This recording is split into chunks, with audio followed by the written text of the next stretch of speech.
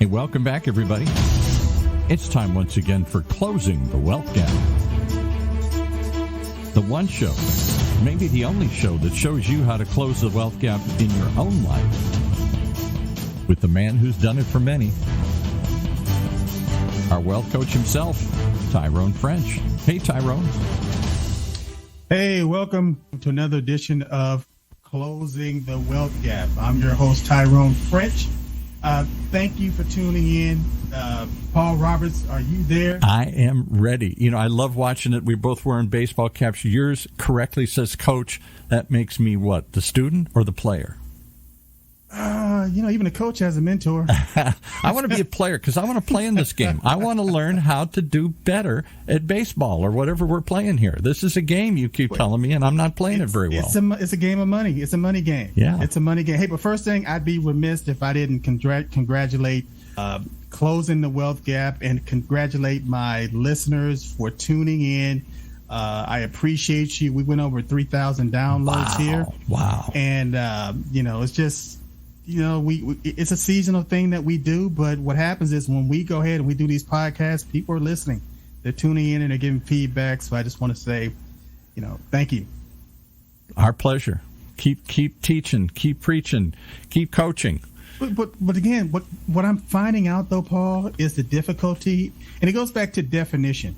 And I remember when I was in high school and I was very literate, meaning that I could, if I was called upon to read, I could read a chapter, I could read a verse, I could read a sentence, right, poetically. And people would sit back and they'd be amazed as far as, listen to his diction, listen to his grammar, the way he speaks. But if I read something and you asked me to repeat what I just read, I couldn't do it because I had limited comprehension back then. Mm-hmm. And even my, as far as the certain words, if I didn't understand a word, if I was reading, I would pronounce that word correctly, but I would just blow through it just to complete the sentence. So not understanding the definition of that particular word threw off the entire meaning of what the writer was what they were trying to say. So I was just being judged on how well I read, not based on my comprehension of what I just read. What you remembered or what you understood. This is a weird example, but just over the weekend, I'm watching Shaquille O'Neal on some video, and he's attacking Kevin Durant, the great player for the Boston Nets now, and I think they're talking about trading him. And he said the guy was never... he never won a championship or whatever. He wasn't the go-to guy in the team. He was a great player, but he's not the go-to guy. So why am I telling this? Because they started using some fancy terms. Well, so you're saying he wasn't this and this, and using these, I wish I could remember, the big terms to describe this.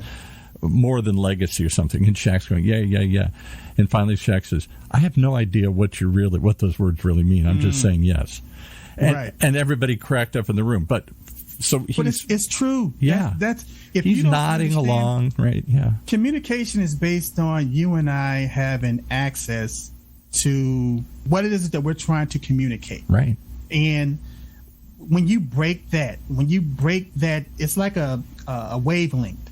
When you break that wavelength, you are no longer communicating. And so, like what you were just saying, Shaq was sitting there shaking his head up and down, but he didn't have a clue what the person was communicating, what they were trying to convey. So financial literacy and financial education is the same way. It's a buzzword, meaning when my ears perk up when I say it, I nod, financial literacy. I know what that means. I hear it all the time. But I really don't know what it means. I wish somebody would break it down for me in simple terms. Well, again, that's what we're going to try to do on this show today. And again, we don't have time to get into all the nuances and the financial the definition of terms and things like that. What I would suggest you do, though, is go to my website. I want you to go to TyroneFrench.coach. And on that, in the top, you're going to see services. And there are articles on there.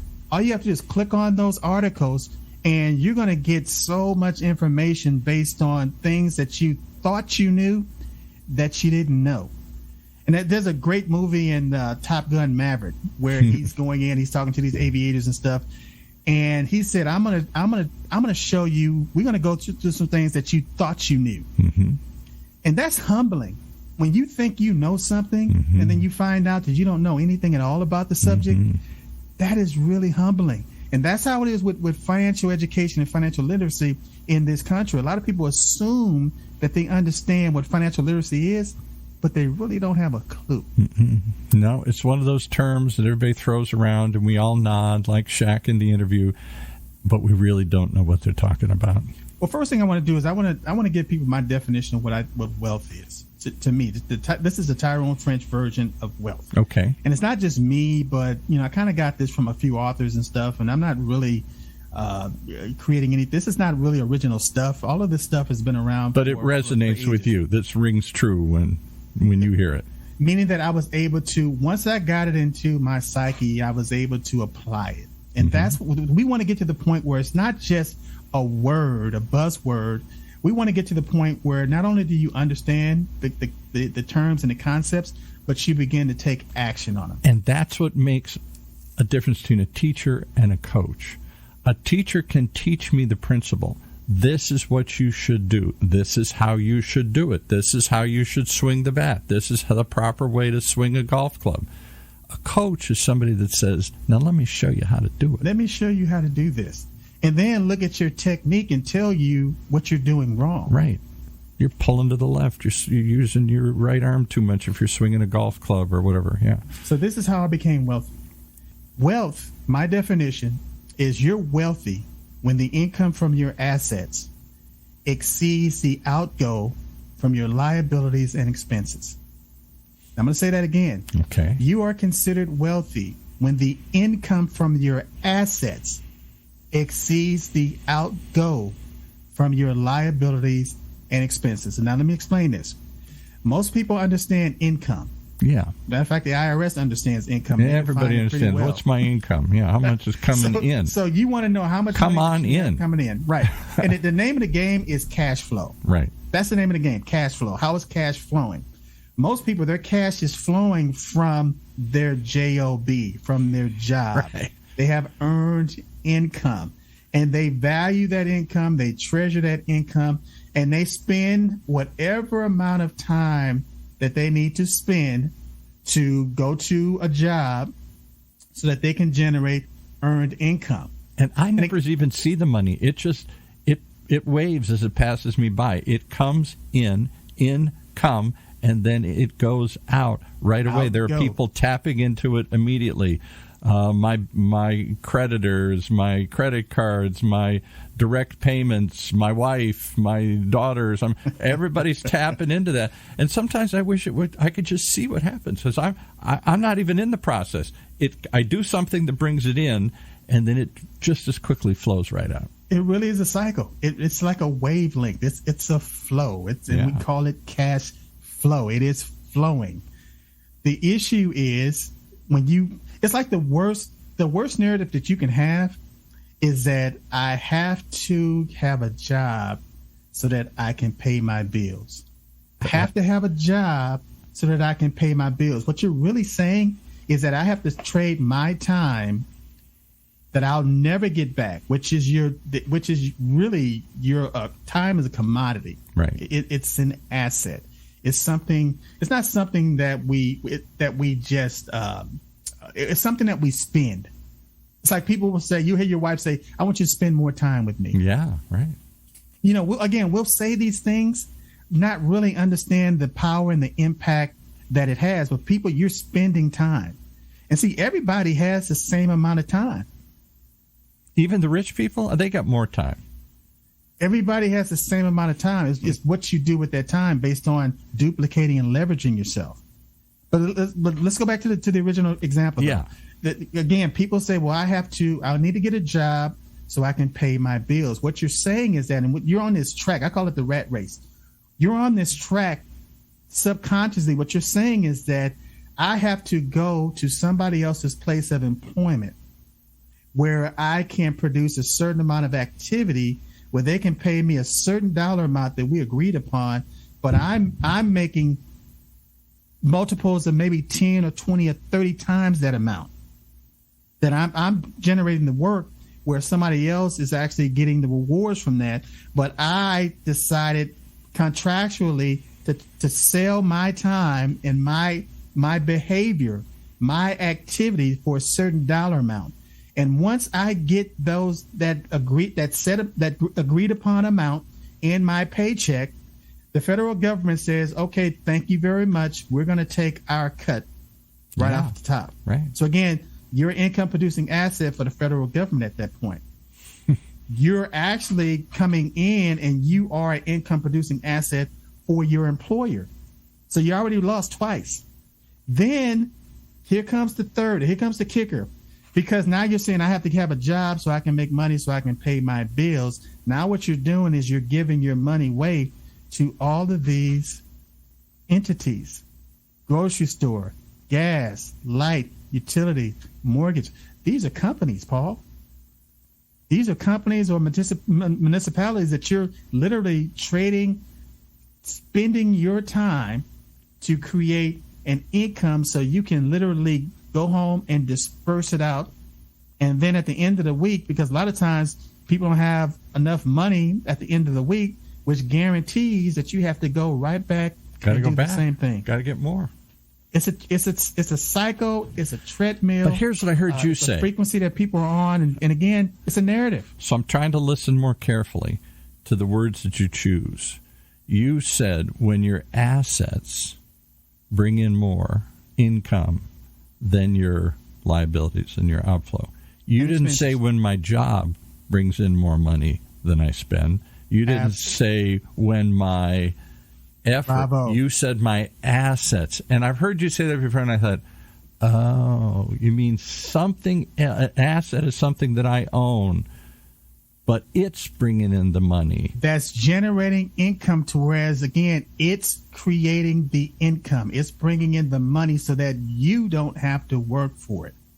See, for me, what helped me was that I learned that in order for me to have any type of lifestyle that I want, in order for me to start to have any kind of time, take time off, right, I had to create something that was generating income 24/7.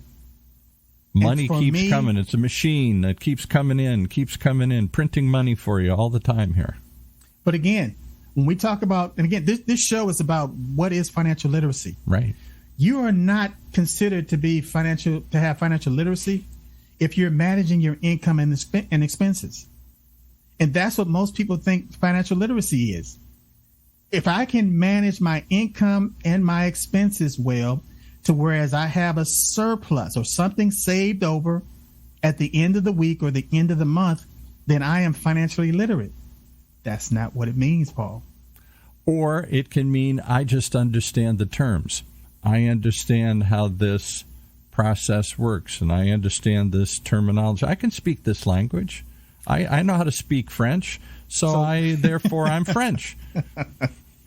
I'm Tyrone Let's French. say there's a lot of people that can speak a different language, but ask them, do you understand what you just said? No. What they do is they parrot. You can parrot any language. Yeah. But do you really understand what you just said? Are you really communicating? Or are you just repeating something that you heard? And so again, in our society, again, cash is king. You need income. You need to have earned income. The IRS, the government loves earned income. But that is the most expensive income that you are ever going to accumulate. The one I go on earn with my own effort, with my own sweat and blood. Blood. Sweat off your brow. Right. That is the worst in terms of trying to create wealth. Now, again, I'm not bashing people that have jobs. That's not what this is about. What I'm trying to do is get people to distinguish between what earned income is and what passive income is. And when you're talking about closing the wealth gap and being wealthy people create passive income. They have things that then they did something to earn that, or they did something to inherit that, or they acquired that, or they controlled that. They somehow, this is mine now. I have a stake in this. a house, a business, a something, a stock, a piece of gold, whatever. And then that continues. Once I acquire it, it continues to bring money into my life. Your coffers, whether you work or not. Right. And see, that's the goal. The goal is not to get a job so that you can generate income so that you can pay your bills. That's a negative narrative. So you want to own the gold mine and not be the gold miner. You don't want to be the guy digging it out. You want to own the guy that owns the rocks. I want to be if let's say you don't want to be the one applying for the job. You want to be the one handing out the jobs. Wow. Well, yeah, but you can use any analogy. You don't want to be an NBA player. You want to own the team so that you can pay these salaries. Because I guarantee you, whatever salary that you're paying is minuscule to what the revenue that you're generating on the back end. Even when it's ridiculous. I just read today, we're taping this in September of 2022, and I'm in Southern California, so we're all rooting for the Rams because they won the Super Bowl last year, and they just signed a deal with Matthew, who's the quarterback? Stafford. If I'm not mistaken, it's a $140 million contract extension or something like that. And I'm thinking to myself, that's ridiculous. How can they pay him that much money? And somebody said, because they're making 10 times that, 1,000,000 times more of that from his efforts. It could be multiples of 10, 20, 30. But again, you don't stay in business by giving all your profits to your players. No. That's not going to happen. Yeah. And so people look at those numbers and they think that those are phenomenal numbers. They're minuscule in comparative terms. And based on what he's actually giving up for those dollars, it's really not enough. Because you got to look at what's going on with those players on the back end. Yeah. I mean, what price tag do you put on your mobility in your 50s and 60s? Yeah, right. Or your sanity. Right. Look at how many players, end up committing suicide because of, the head trauma and stuff. Head traumas and everything, yeah. So again, in comparative terms, people think that that's a lot of money. What I say, it's not enough. All right, 5 minutes. I'm going to hold you to 5 minutes here. Give me 5 minutes to explain financial literacy to me. You explained wealth. What's financial literacy then to you? Is it just understanding the terms? Is it understanding the process? Or is it work in the system? It's all three. You need to understand the terms. But again, you need to understand that process as well as far as looking at income and expense, assets, and liabilities. And so on first glance, again, people think that when they're managing their income and their expenses and they have a small surplus or savings, that they're financially literate. And then what they do is they'll take that little surplus that they have and they'll go out, like they'll say, buy a car, buy a home, saving for a down payment for the home. And then what they'll do is they'll get liabilities. But they still have their income is still coming from them trading or spending time to create earned income. So yes, now they have the expenses, meaning that I got to pay for my kids, college clothes, whatever it is. Yeah. Right. And then because we need shelter and we need, transportation and stuff. Now I couldn't fund those things because I couldn't afford it. So I ended up having to get a loan. So now I receive credit. So I call those liabilities now. And so now not only do you have expenses and you have liabilities to cover that income that you're generating out of your own sweat and tears. What happens when you can't work? Yeah. What happens when you can't produce that income? Your expenses are still going to be going. They're going to still roll on. And your creditors, the liabilities, they're going to keep on going. I just give it all back. So when you lose, but here's the thing. When you're wealthy and you understand the process, liabilities become your friend. Expenses become your friend. What? Because technically, everything is free. You're not paying for it. You're not trading time for money to pay for these things. When you're financially literate, you have financial literacy when you are focused on your asset column. And let's talk about that for 1 second. You had a friend on a long time ago who was high up in the Navy. And you and he talked about how many people in the Navy, that you were both in the Navy together, have a job, get a salary, get a pretty good salary, particularly when you think of they have no other expenses. Somebody pays their food, somebody pays their insurance, somebody provides a roof over their place for them to live. Right. And this should all just be profit. And what do? Piss it away. They go buy flashy clothes and flashy cars and flash it around and drinks for their house and everybody here. And rather than setting it aside for the day they're not going to be in the Navy and coming out with a stake with a bunch of money that they've either got working for them or they can start working for them, get a job. I mean, they can get a business. They can do something, an asset. They take that money, and I think that's like most of us. That's an extreme example. When I have extra money after I pay my bills, I don't buy an asset. I buy a pleasure.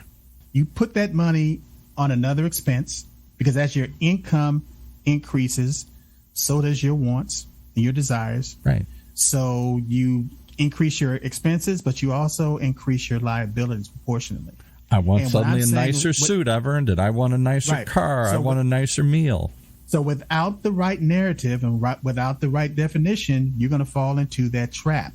What I'm telling people is that, and again, not just the Navy, it could be any profession. It could be any job. Right. That one I only did because they clearly got... Right. They're not immediately like most people, young people. I got to put food on the table. No, I'm getting the food. I got to have a place to pay rent. No, I'm getting a free place to stay. These people have those expenses paid for them. So whatever money they're bringing in, a lot of it they could or should be. Meaning that they could be ahead of the game. Yes, that was the point I was trying to get at. When they come out of the Navy, they're not behind. Like, gee, I never bought a house like everybody else did, so I don't have an asset. I didn't start a business. Let me tell you why. It's because they were never taught or never trained to focus on the asset column. No. Because you are financially illiterate. Right. If you're not focused on creating income producing assets. And I don't care how much money you make, because how much money you make, how much income you earn, it doesn't matter. It's all about how you earn your income. And Paul, 10% of the population, 10% of society understand this. It's the other 90% that do not. I was going to say most people I know don't have. They might have some little. They have a house, so that's been an income producing because it's gone up in value. Most people I know don't have a business or a side business like you're always preaching and teaching and talking about. So they're not writing off any of those expenses, nor are they producing any income other than the effort that they put in themselves. But again, you're still talking about expenses and liabilities. You're not talking about the asset column. Yeah, that's a hard one for us to wrap our head around. It is. Most of us have very few and we probably assets. can't do this in one show. This is just this is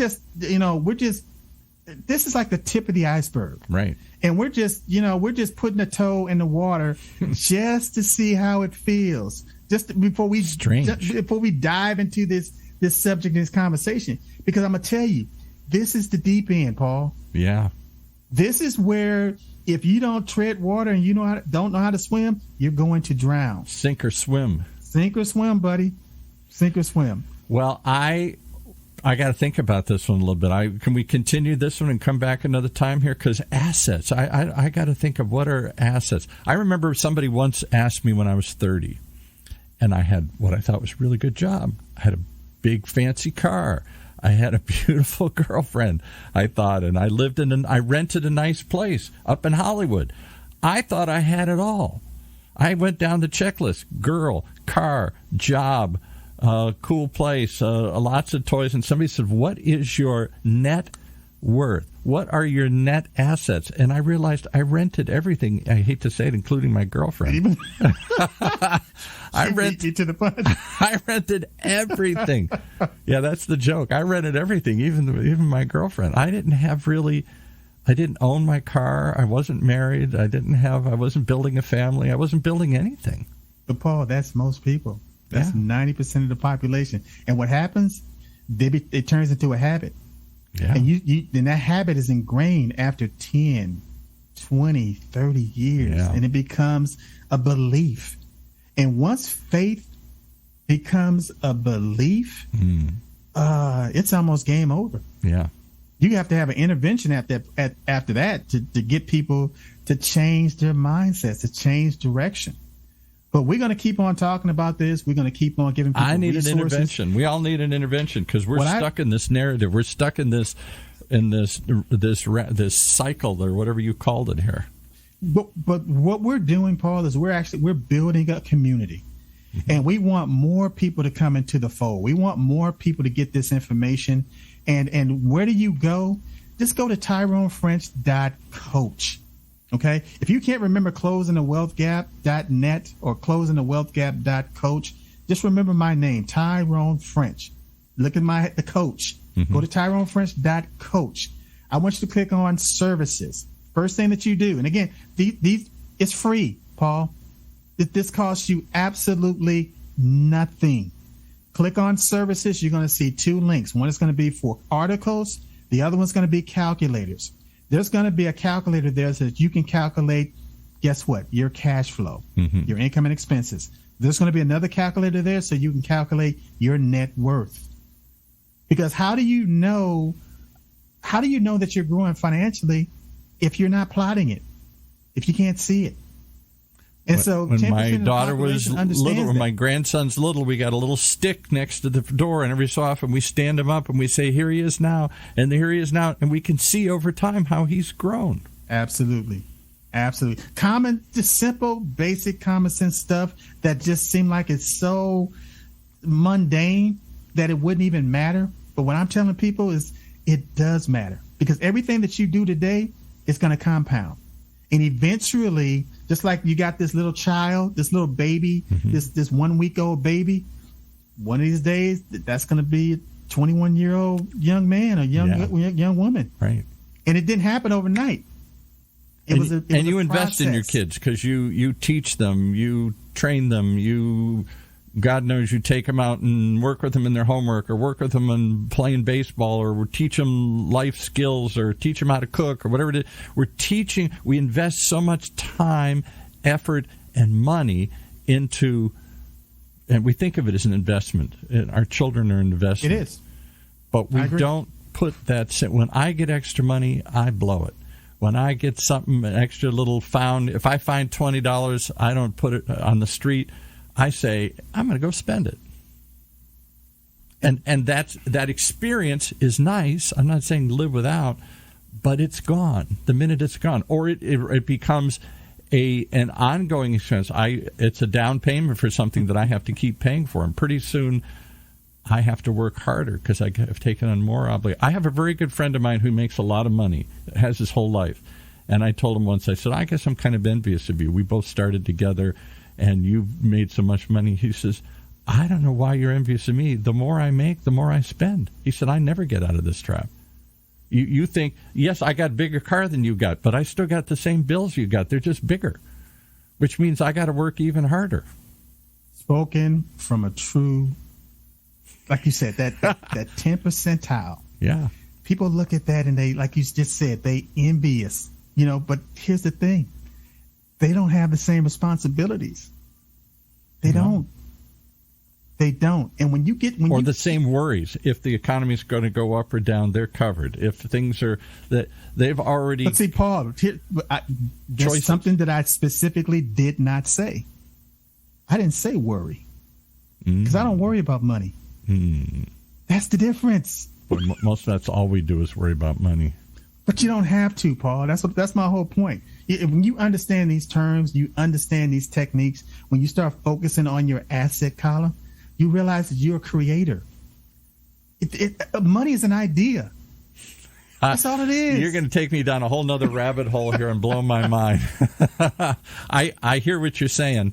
I'm not sure I put that into practice. I know I don't put that into practice. I think most of us, money is, I got to get a job to get money. And the minute I get money, it goes out real quickly. And if I'm lucky enough to have any left over, I don't put it aside in savings. I certainly don't invest it and go get an asset that's going to keep earning and growing.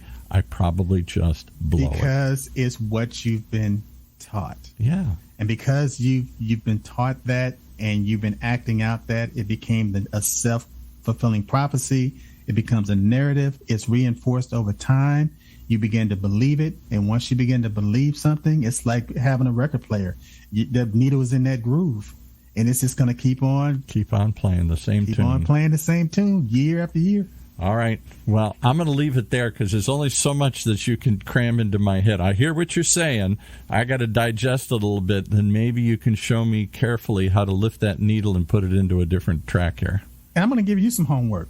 Okay. Go to TyroneFrench.coach. All right. Pull up those calculators. Do your income statement. Do your net worth statement. And have your aha moment. And we're going to talk about that on the next show. Okay. There you go. Buddy. Oh, it's going to be, I'm going to go, All right. Here we go. Thanks. Thanks, buddy. That's our show for this week. Closing the Wealth Gap. The one show, the only show that shows you how to take control of your financial future. Right here in Orange County's only community radio station, OCTalkRadio.net.